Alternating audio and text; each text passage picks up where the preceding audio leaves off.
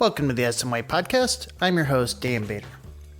Today we're talking about the National Honor Society at the high school and the real commitment that society has to community service. I think maybe we don't celebrate enough the community service our students do. Just last week, the Lakeview Elementary Student Council donated dozens of toys to an animal shelter and a box of tennis balls to the police department's canine unit, Rocket, who happily accepted them on behalf of all the dogs. This winter, the middle school spent 6 weeks or more on community service projects to build a sense of community inside the school. At the high school level, the National Honor Society is one of the main vehicles for students to give back. In honor of the nearly 40 students inducted this week into the society, I thought it'd be a good time to shed some light on that group. So I invited in several of the students from the National Honor Society and their advisors, and all 5 of them crammed into my little office and shared one microphone. So you'll forgive us if you'll hear the microphone being moved around or some of them sound far away because they couldn't lean in closer to it. But yeah, so here they are. Joining us today are the officers of the National Honor Society, Joseph. Hello. Brady. Hello. And Delvina. Hello. And their advisors, Mr. James Grassel. Good afternoon. And Mrs. Elizabeth Biscobine. Good afternoon. So guys, tell me what National Honor Society is. Who wants to go first? Mr. Grassel, tell me generally what. So National Honor Society is a group of students who have not only performed well academically, but they also have met the expectations of good character, good leadership, which is something they kind of develop as they took over as officers in NHS. Scholarship, obviously, and then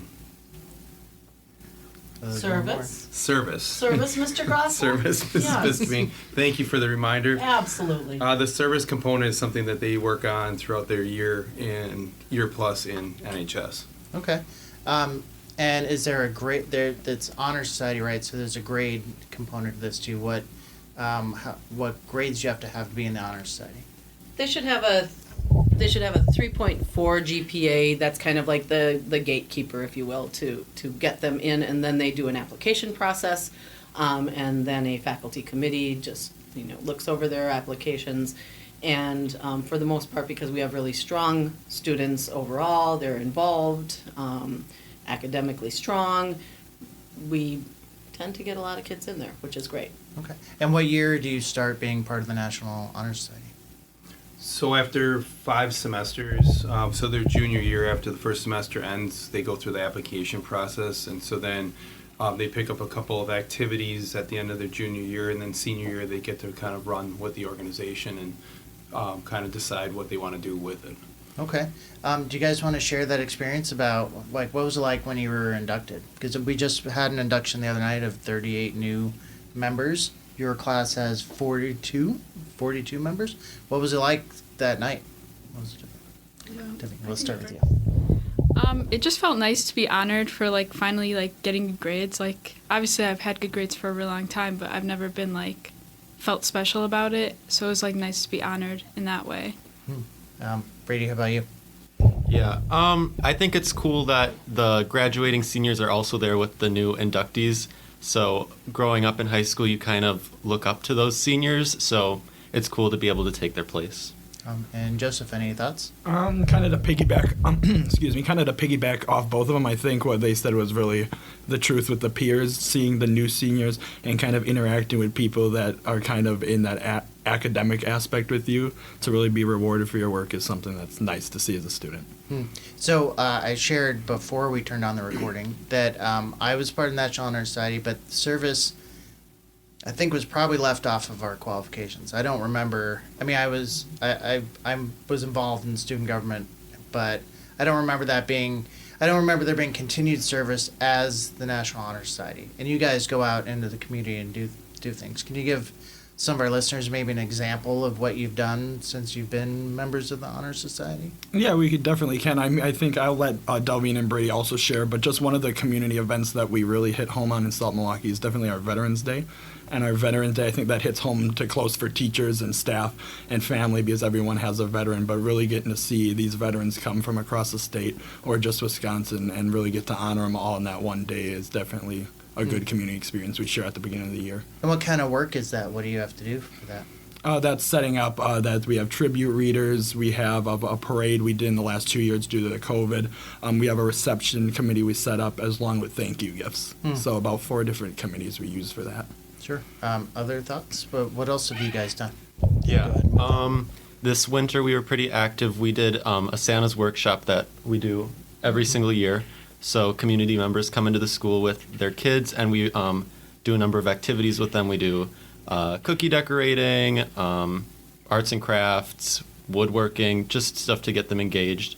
And then we also did a winter celebration with the elementary schoolers, going into the elementary schools and reading books with them and doing activities.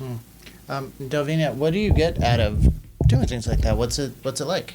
Well, I love little kids. I think they're just so cute. And I remember at Santa's workshop we were cookie decorating, and I think it was Miss Wesley's nephew. They put him right next to me, and he was making this cookie with just frosting and sprinkles, and he just put it all over his face. And there was just and it just made me laugh. That was a highlight of my day for sure. Nice. And what do you think you get out of, or what do you think the people that attend? I think it's good to see us in action because it kind of makes you want to, I hope it makes, younger students want to, strive to be like us. And I think that's good because we need leaders in our future, so. Yeah, sure. I mean, the district, the community in the district just went through this whole strategic visioning process, and one of those things they said, my group, was about engagement, right? That's all the community said they wanted, was students in the community with the students, maybe at the elementary level, because they can't really leave, but they recognize that impact and they want to see you guys out there more. So I see what your point. And then, was there one experience over your last 2 years that stuck out the most as being part of the Honor Society? Helping the community. Honestly, what I think you kind of said well is, and what Delvina says well, when we get to see that interaction and we know that we're helping community members, is specifically talking about the winter workshop, is when I was being Santa in the chair and I got to interact with. I thought you were Santa. Yeah, in many the chair, of the community members with their little children, and seeing them in that different aspect, as I've had them as teachers, but when I was with their family and interacting, seeing the little kids, knowing I made them feel better, and during that giving season, I think that's what it's all about in our society. Joe, I think one of the important things that you might recall is when there was a little boy who came in and he saw him and he stood back and he was hesitant and he's like, and then I kind of pushed him that way and he said, "Santa, I missed you." So it was just really cute. Me in a hug. He did. And so it's really neat to see that interaction between our bigger kids and our smaller kids and everybody in between. Plus that interaction, I think, too, with the older community members through Veterans Day. And so all these things I think are really awesome to see you guys in action and show people what leaders do. It's not just, I have to do volunteerism. It's, I go out and I serve my community. So yeah, I was going to ask either of you teachers about that. In general, as a program or as a school or an organization, tell me the value of engaging students in this way in their community as part of development. What's been real nice to see over the years is Mrs. Biskobing and I facilitate and we give leadership to the kids. And at first, we're not sure how it's going to go because it's untested waters, but this group this year, I can speak to that, right away jumped in and had good ideas, and this is what we want to do, and they wanted to provide direction. And then you could see it wasn't just top-down dictate how it was going to go. It was like, all right, now we got to get the rest of the group involved. And then as they all got involved, just sitting back as an advisor and watching, it was really neat to see leadership develop not only within the officers but within the rest of the group. I was just that occurred to me that you must have seen growth from the beginning of the year to the end of the year, right? Demonstrable growth. Oh, definitely. One of the activities coming up that we have for Earth Week next week, and you guys planned this out starting last year, so it was kind of your or 2 years ago, was it? Our groups kind of came together and decided we want to hit up the elementary schools again, and so students, our officers plus others in the group went and contacted principals and are setting everything up, and they set up appointment slots. and we're going to hit the grade schools up on Earth Day to do a variety of activities, which maybe you guys can speak to that a little bit. Yeah, what do you Well, have I'm planned? just going to interrupt a little bit too, because that is also what's cool about that particular event. I think is that it's a combined effort with SM Green, and SM Green originally started that going to the elementary schools, reading to the students, and then we've got members who are crossing over both of those. And Brady, I think you're one of those, right? Yeah, And so to see what that, is SM Green? Go ahead, Brady. Yeah. Sorry, I didn't mean to interrupt. SM Green is our school's environmental club, so we focus on not only just like our greenhouse and maintenance of that and the garden, but we also work to engage the community in sustainability. Got it. So Earth Day is a pretty huge day for you Yeah. guys. Yeah. And the energy that they come back with, like last year, you were a part of that as well. The energy that they come back with is also going to be a cool activity for them to do, because it's the seniors with the juniors plus SM Green, and they're all going out into the elementary schools to read to the kids, to do activities with the kids, and I think that's big. Davina, you talked about how the recognition of the grades and the work that you'd put in to get those grades really mattered. But being part of the National Honor Society, has it mattered in your after high school plans? I think it will, because I was never like one that would always volunteer. And this year we were required to have 20 hours of volunteer work. And I How don't many know. did you have? How many do you I have? Do you know? I think I have 18. Okay. And I don't know, I like volunteering. I like seeing like kids smile. I like seeing them enjoy things. So that's definitely something I'm going to take. Along with leadership, I've learned some skills in this club, and it's going to help me benefit in the future. How about career and college applications, or have you had to include that? Have they asked for that on application? They have. They They're all usually nodding. ask for like leadership skills, like what are some leadership experiences you've had, and Yeah. it's really helped. That fits in there.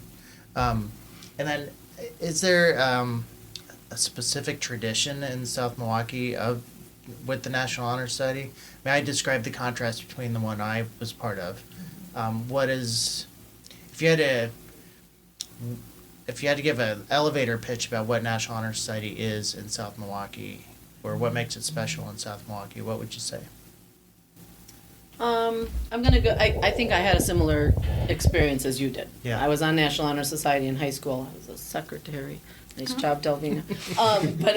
But we had 2 service projects, and it was just the large group. And I think what this one does is, traditionally we had the haunted hallway around Halloween time, and then we had the typical ones like the Santa's workshop. So we do these things, but I think what makes it really cool is how these kids, and these are representative of 42 others, or 39 others, I'll do my math,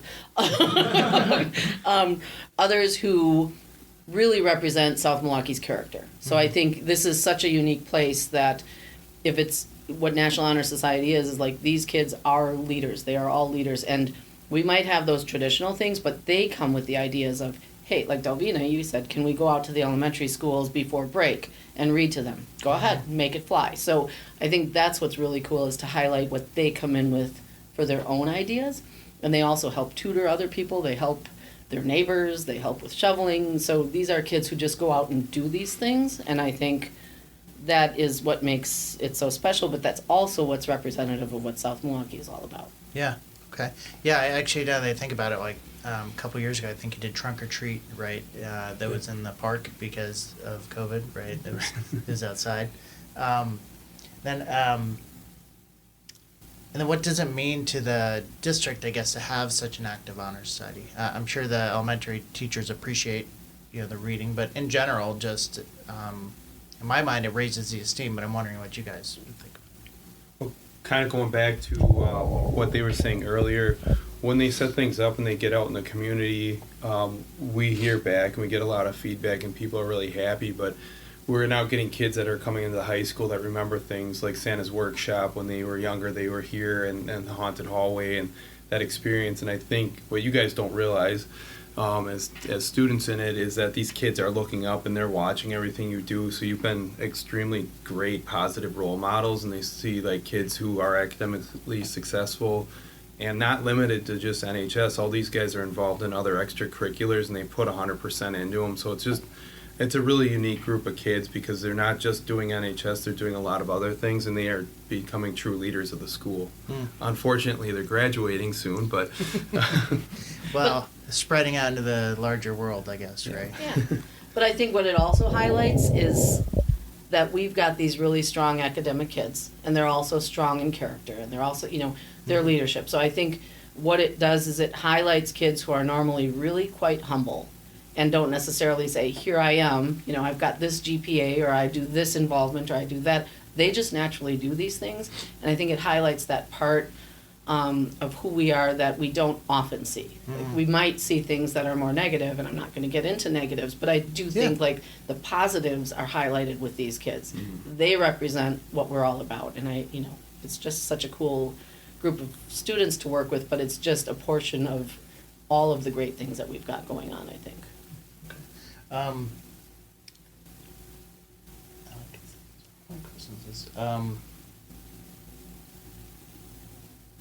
I guess how many? We kind of hit on how many are in your class and how many are in this incoming group. But in general, is there like is it usually between 30 and 40? How many kids are inducted every year to this? good question. So, like last year's group of 42 and this year's of 38, we had seen groups that got into the upper 60s in numbers, and usually kids with the invite process after the 5 semesters, we have some kids who don't want to choose it because they feel like there's too much to do. Yeah, I see that. And we've never sold it, as I was kind of laughing when Delvina said, well, I had to do 20 hours. If you look across the board, it varies per school, but we were trying to find something that would help them balance community involvement and then some additional hours. And so there's little community involvements going on with those 20 hours, which is really cool. They're helping out, people next door to maybe with something like shoveling or leaf raking and things like that. It seems small or trivial, but at the same time, it helps somebody out. They know that the kids are from the high school, so I think it paints an accurate picture of how truly great our kids can be. The numbers, I think, fluctuate because as kids have become involved, they're worried about having too much to do, whereas these guys have a lot on their plate, but they still balance it out. And so I think if people look into it, I think our numbers will start to go up eventually again because they can see that they are balancing things out, which is neat. And again, it's showing kids can take ownership and leadership of what they're involved in. Sure. So students, any last thoughts about what National Honor Society has meant to you since you've been here, or about opportunities to volunteer, or? Yeah, I think that NHS, it's not only just a recognition of our efforts we've put in so far, but it's also an opportunity to kind of prove ourselves as leaders, as people of character, scholars, all that. Okay. And is there anything that I didn't ask about this that's really important to National Honor Society that we need to have, that the community needs to know? I just want to say, I think people kind of confuse what our goal is. I think our goal is to help unify and get people involved everywhere. And that's kind of what our goal has been this year, and that's why we've done so many community activities. And I want people to know that and remember that we're trying to help influence the younger generation. That's our goal. And have you seen that? Did you get students who are not in the National Honor Society volunteer or to participate? Yeah, we get a bunch of people that aren't in NHS that we're here, can you help us? And they're open to helping 100%. Right, that's right. No, I definitely think if you have a strong etiquette and you think you're a leader of character and you have the grades, definitely go for it, because in our organization, I think that's what it's about. We share all our different strengths and weaknesses, whether you're good at art, social skills, or you're good with the logistics, the scheduling, behind the scenes. We need it all. And if you have it and you're a leader, NHS would be good.